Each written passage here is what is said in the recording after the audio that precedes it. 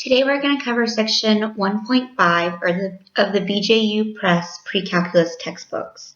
This lesson is going to be about law of sines. So we're going to learn how to apply the law of sines, identify the ambiguous case, and to solve triangles using the law of sines. So if we have a triangle ABC, and in this triangle, remember that the side length opposite of angle A is going to be the lowercase a, and so on and so on. So across from angle B is a lowercase b, and then across from angle C, we have lowercase c. So law of sines is usually what is used whenever we do not have a right triangle.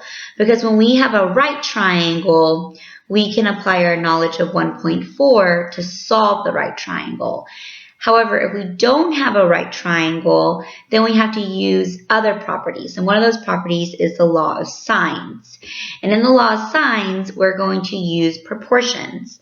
So think back proportions. Proportion is, you said two ratios each equal to each other, and then you cross multiply, and then you solve. So whenever we have a triangle where we have angles A, B, and C, and across from those angles there's the side length corresponding with them, we have the following proportion. We have side A over sine of angle A equals side B over sine of angle B equals side C over sine of angle C.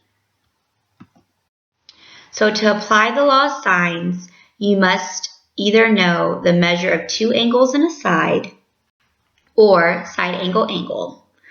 You could also use the measure of two sides and the angle opposite of those given sides, a side-side angle. So remember back in geometry, side-side angle was one of those congruents that was not true, right? We could not use side-side angle to prove two triangles congruent. However, we can sometimes use that to apply the law of sines, but it only works, it's an ambiguous case, so sometimes it'll work and sometimes it won't, and we have to test it before we can use it. So let's look at an example of how to solve a triangle ABC that is not a right triangle.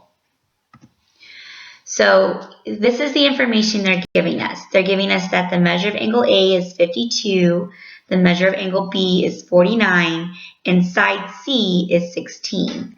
So you see that they don't give us angle C. However, we know the entire triangle adds up to 180. So to find angle C, we can do 180 minus 52 minus 49. And then once we do that, we will find that angle C is 79 degrees.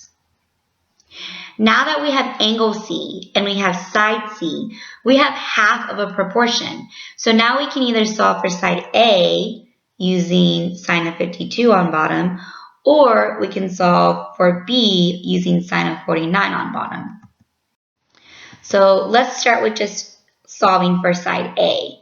So we're going to set up our proportion A over sine of angle A, which is 52, so sine of 52, equals 16, which is side C, over sine of C, which we found to be 79 degrees.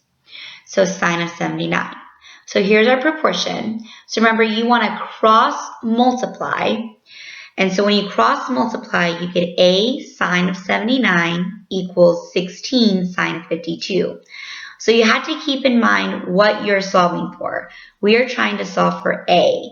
So we're going to divide both sides by sine of 79. So make sure your calculator is in degree mode, and you'll put 16 times sine of 52 degrees. Make sure you close the parentheses on that sine operation after the 52, and then you're going to divide by sine of 79. And when you do that, you'll get approximately 12.8.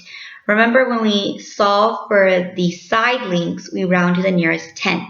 So that's why we are approximately 12.8.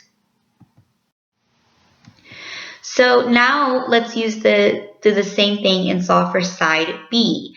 So this time the proportion is side B over sine of angle B, which is 49. So B over sine of 49 equals, our C was 16 over sine angle C was 79. So sine of 79. So we cross multiply, and then we divide both sides by sine of 79 so we can solve for B. And again, make sure in your calculator that when you put in 16 times sine of 49 degrees, go ahead and close that parentheses on that sine operation, and then put divide by sine of 79. And then we round to approximately 12.3. So again, we want to recap. We want to go ahead and make sure that we're solving a triangle. So we want to go ahead and lay it all out there, what side A, B, and C is, and what angles A, B, and C are. So let's talk about that ambiguous case that I talked about. That was the side-side angle. It doesn't always work for a unique triangle. So there are three possible cases whenever you have a side-side angle. And that's why it's ambiguous, because there's three different cases. Case 1 is that there's no solution. Case 2, there could be two solutions. And case 3 is that there's a unique solution. So let's look at case 1 where there's no solution. So no triangle exists when side B is less than the height of a triangle. So how do we get the height of a triangle? Well, let's think about it. Sine of angle B is going to be the hypotenuse, or not the hypotenuse, I'm sorry, the height of your triangle over side A. So the height is equal to A times sine of angle B. So if we want to test if our side-side angle has no solution, we need to see, is side B less than side A times sine of angle B? And if that's true, then there's no solution to the side-side angle, and that means no triangle is possible. So this is what that looks like. So again, side B is less than A times sine of B. So you see how side B is cut off and it doesn't quite reach the other side. So that makes it to where we can't have a triangle. Next case, where we have side-side angle, and there are two solutions. So this happens when your height is less than side B, and side B is less than side A. So your height, remember, is A times length A times sine of angle B. So if you have side A times sine of angle B, and that is less than side B, which is less than side A, we can have two triangles. So here's our first triangle. So actually it shows both of them, right? So here's the two cases, right? Here's case 1, here's side B of the first case, here's side B of the second case. In both cases, side B was less than side A. So here's one triangle, here's the second triangle. All right, next case. If our side-side angle has one solution, this is what will be true. Our B will be equal to side A times sine of angle B. Another way to think about that is if your side B is greater than angle A. So if B is equal to A, sine B, or side B is greater or equal to A, then we have one unique solution to our side-side angle triangle. So this is what that looks like. It's also going to be, as you can see, a right triangle. Whenever it's going to be a right triangle if B is equal to H. So if B is greater or equal to A, but not equal to H, then we have an obtuse triangle, but we still have one unique solution.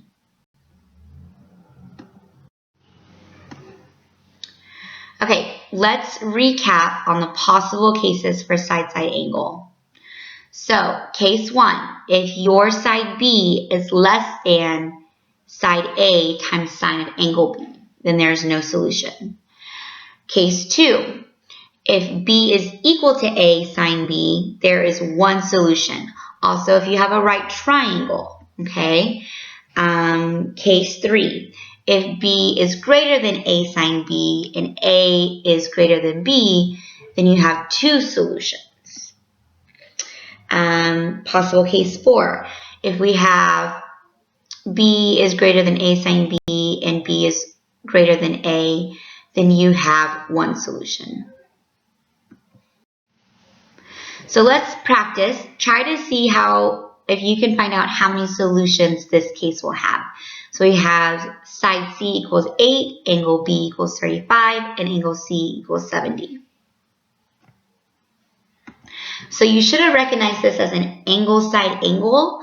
And since it's an angle side angle, there's going to be one solution. Let's try this one. So this has no solutions. It is a side-side angle, and this is one of the cases where our side B is less than side A times sine of angle B. So 9 was less than 12 times sine of 55.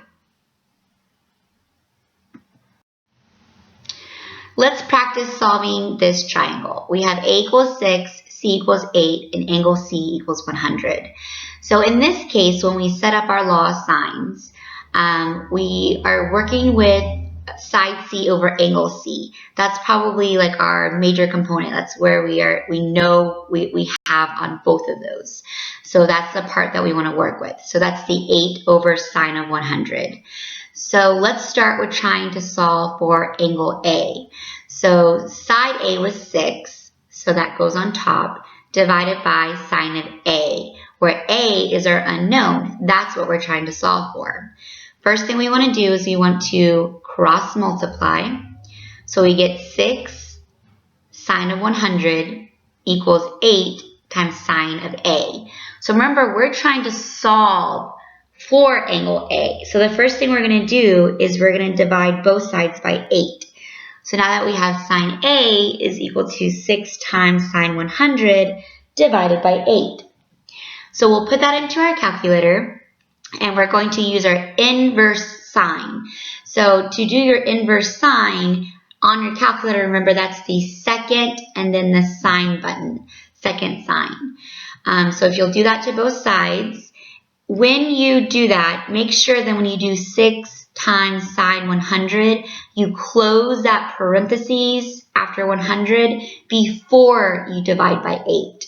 And make sure you're in degree mode, and you should get that angle A is approximately 0.7386.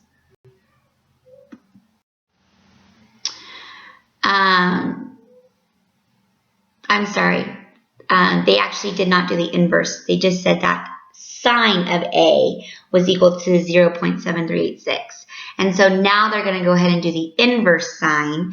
And when they do the inverse sine of 0.7386, they get approximately 47.6 degrees. Remember, we like to round to the nearest whole number. So for our answers, whenever we work out our problems, you're going to go ahead and want to round that to 48. When we find the angle for measure B, well, we already know angles A and C, so we just have to subtract those from 180 in order to find that angle B is 32.4. So let's solve for side B, right? Because they didn't actually give us side B. However, we did solve for angle B, right? So now we can use our law of sines or proportion. Side B over sine of angle B, which we found to be 32.4, is equal to 8, which is side C, over sine of 100, which is angle C. So we cross multiply, and we get B times sine 100 equals 8 times sine of 32.4. And then we divide both sides by sine of 100. So remember to make sure you close your parentheses after your sign operation, and you'll get approximately 4.4. All right, we'll recap our answers, and then that's it.